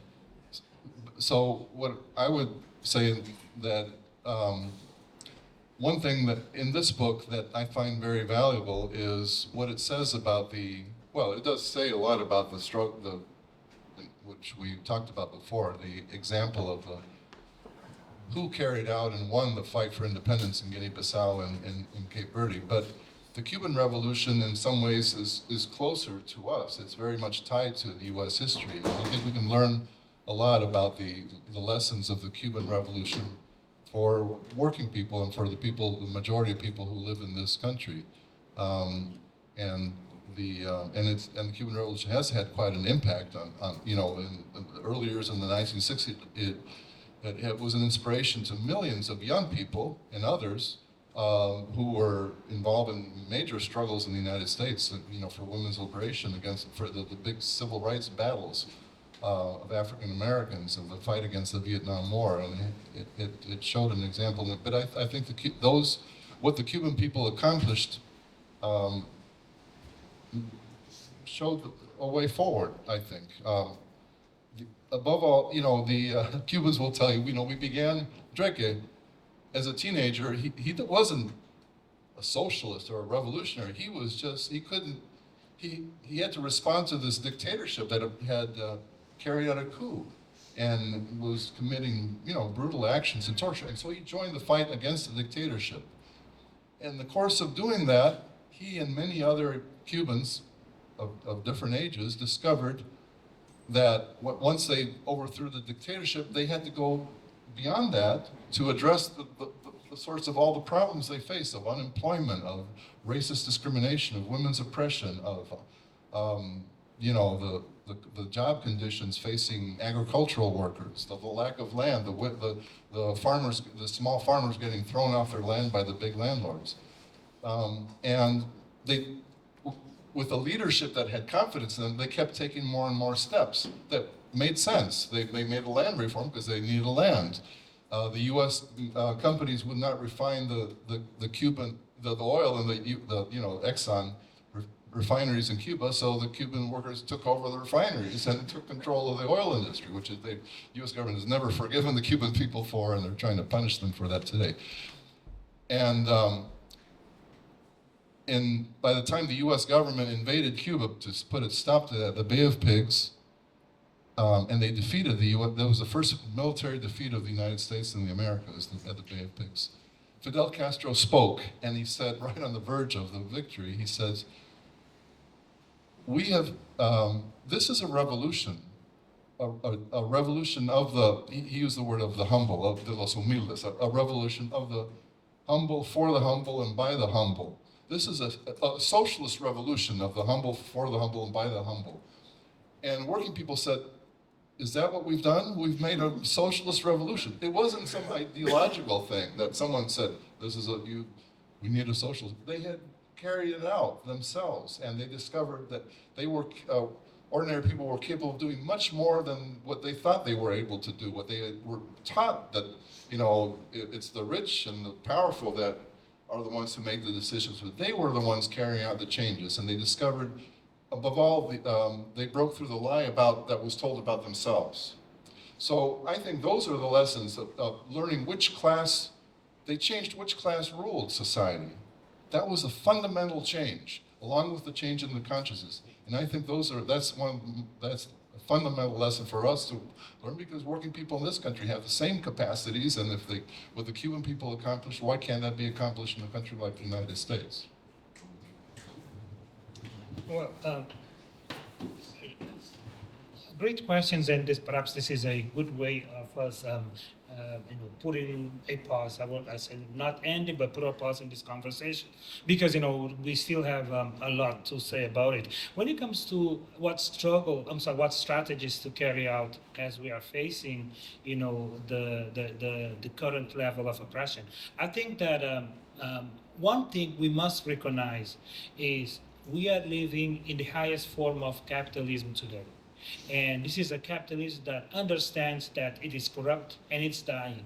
And the worst thing that when a system knows that it's dying, it will resort to anything. So that is something that we need to be very clear of that. The number of people who are being affected negatively, I must say, by the current system is increasing as we are speaking.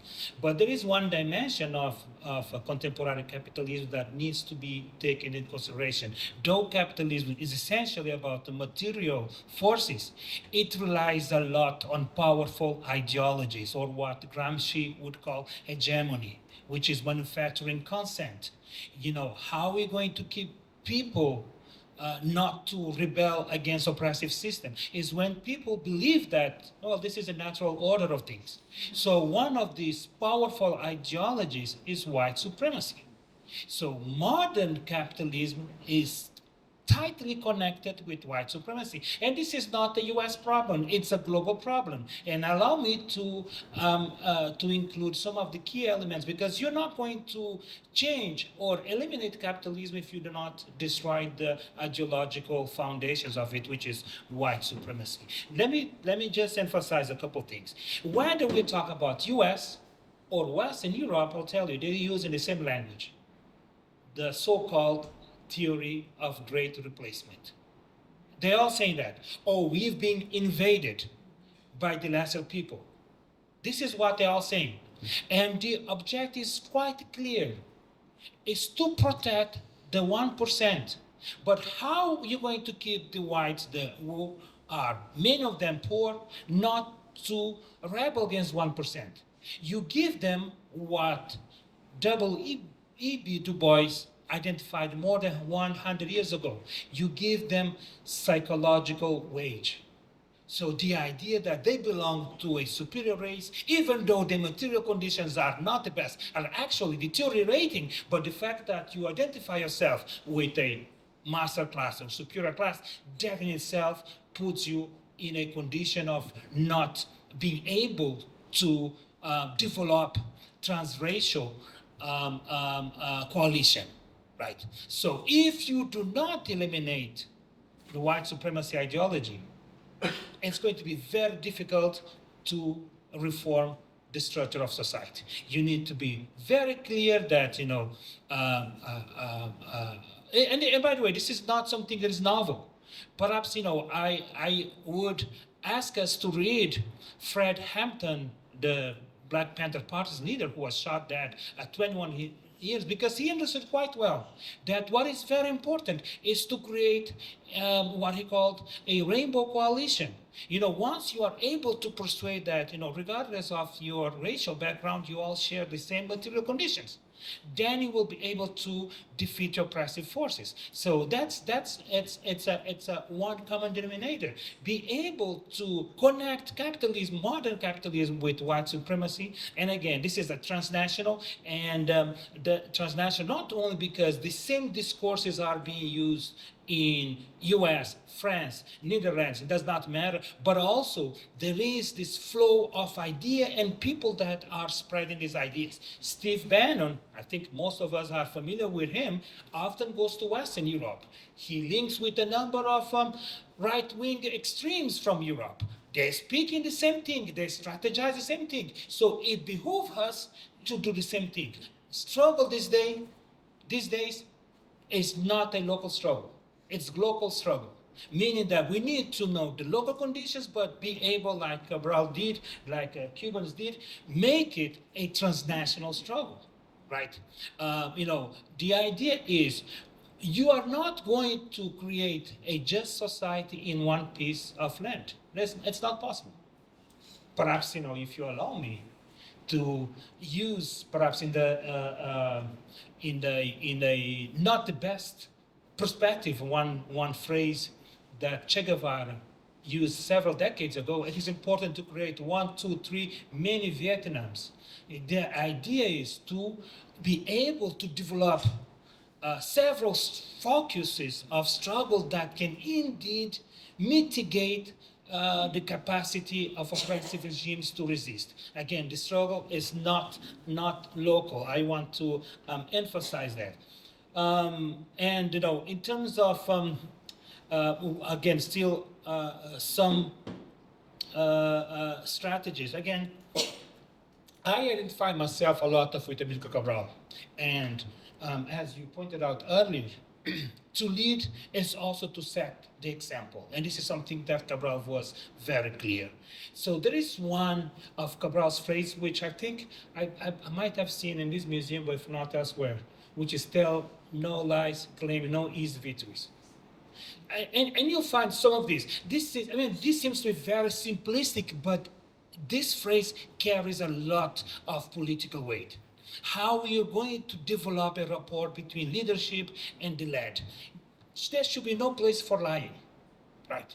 And the idea that the struggle is an easy struggle, again, it's a fallacy. There is no easy victories. So to really engage in a fruitful struggle for progress, for social justice, we need to be aware that it is going to be a hard and difficult political struggle. There's going to be a lot of consequences, individual and collective. And we all need to be aware that there'll be time for us to be called to bear the cost of that struggle. Right, so that's one dimension. Now, when it comes to the question of the role of the youth,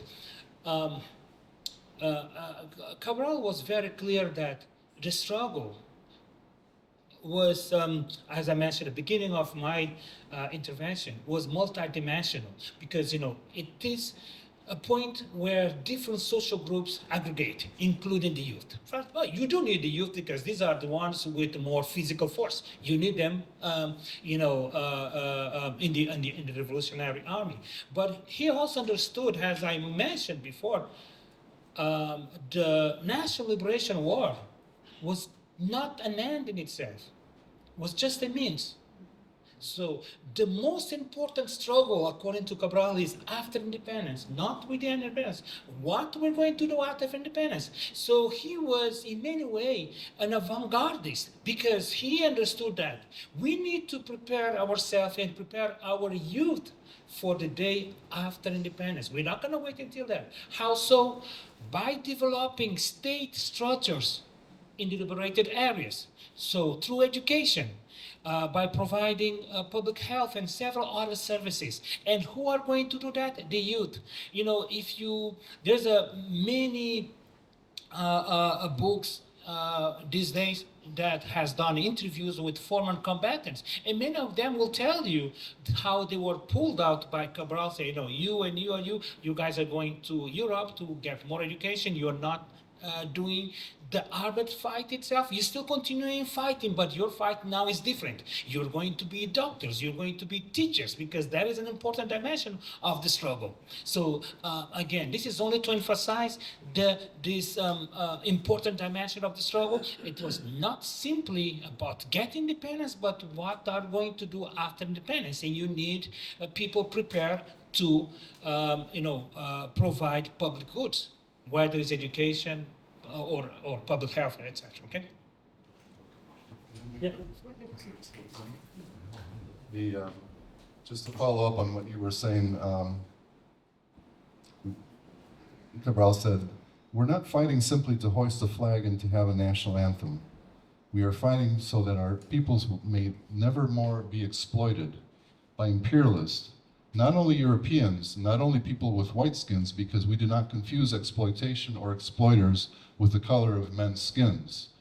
And that had to do a lot with explaining that the enemy was not the Portuguese people, but the Portuguese colonialists and oppressors. And the other thing was when the broader international view that he tried to, inculcate. Our struggle is only one aspect of the general struggle of oppressed peoples against imperialism, of man's struggle for dignity, freedom, and progress. And that's where he said that we should consider ourselves as soldiers, often anonymous, but soldiers of humanity. I think today, a book like this is finding a very good reception. It's a very good time to show this people to other people in the United States, to fellow working people. It'll strike a chord because of the experiences that many workers are going through. For example, on the whole battle for the rights of immigrant workers. Today there are immigrants all over the United States, and you have workers who are native-born workers in the United States who are working side by side with workers born in Guatemala or in Haiti or from other countries. And in the course of working together and fighting together, that's when the prejudices begin to break down. And so the struggles by immigrant workers and in defense win support from fellow workers who are U.S. born. And that's how the prejudices break down. And there is many examples of the meat packers in Colorado. One solidarity from workers all around when they begin to stand up for their rights. So it's in these times that I think a book like this can find receptive ears, and it's a good time to tell the truth about the example of the peoples of Guinea-Bissau and Cape Verde and of the Cuban people for what we can learn here in the United States.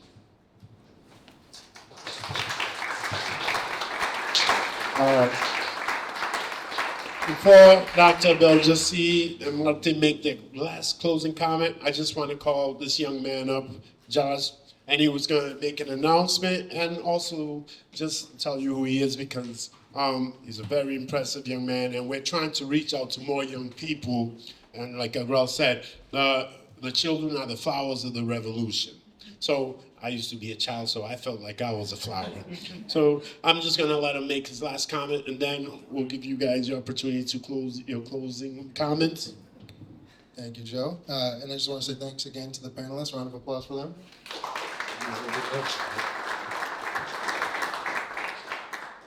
Hi, everyone. I'm Josh. I'm an organizer with the Party for Socialism and Liberation. It's an honor to be here at the museum. We were here working with Joe and all the volunteers. Shouts out to Gabby, Al, Sheila, Miss Martin. Round of applause for them as well. And we saw the Tubarão and Azul punch their ticket to the knockout stage. Cabo Verde is now the smallest nation ever to make it to that stage of the World Cup.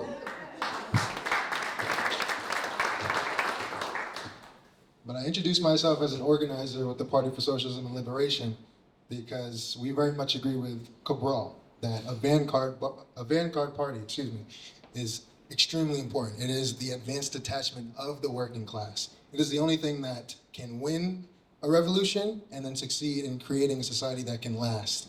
A society that can obliterate all forms of oppression, as was just mentioned, regardless of the people's skin or at the top of that society. And so, in working with the museum and being here at this event, it's a great honor to know that there are so many people of conscience that can see that we need to understand our history in order to liberate ourselves now and to create lasting liberation moving forward. And so with that said, especially because we're excited about this particular book, I wanted to share an announcement about a film screening that the PSL is hosting. Okay, so next Friday at 7 p.m., so that's July 3rd, we are hosting a film screening for Cuba After Castro. So this is the first and only American interview with Cuba's current president, Miguel Díaz-Canel. And this film explores the island's revolutionary history and turbulent present.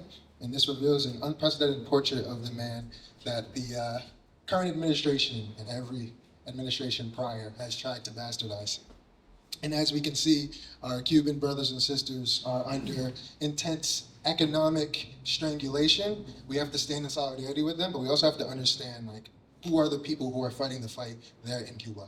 And so it's important that we read books like this and we watch films like the one that we are screening next Friday. So please tell folks that would be interested to come out to this screening.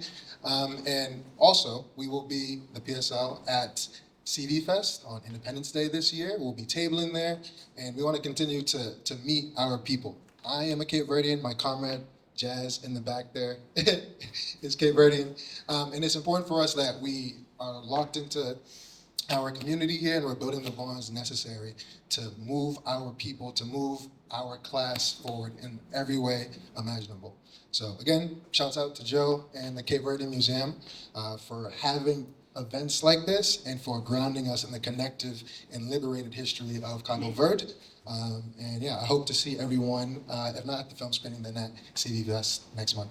Thank you. I know all of you want to hear the closing remarks, but I just want to make two announcements real quick. The Cape Verdean Museum will be at the Independence Festival July 5th at India Point Park, which is, we participate every year as at the cultural tent. We do the cultural aspect of the festival. So stop by our tent, and we're going to have some great exhibits there, especially we're about to release an exhibit on the Cape Verdeans' role in the American 250 celebration we have now. Because as most of you may know, Cape Verdeans are the first Africans to immigrate voluntarily to the United States. So our history is covered over 250 years in America. So please stop by and check that out. And also the 25th, July 25th, we're gonna have another event at India Point Park where we're gonna have the Ernestina, the only remaining schooner that for our immigration here in the United States is gonna be docked there. We're gonna have a great program, celebrating our history, and you're gonna learn something. Now, I'm gonna send it back to the masters for them to give you their closing statements. We'll watch party for the next one together, so the next one's gonna be at City Hall. But please attend and let's support our Blue Sharks. And Josh, again, thank them for the organization, because we had a full spot upstairs, 2 screens, 2 viewing, but it's because the success was because of their collaboration with the museum.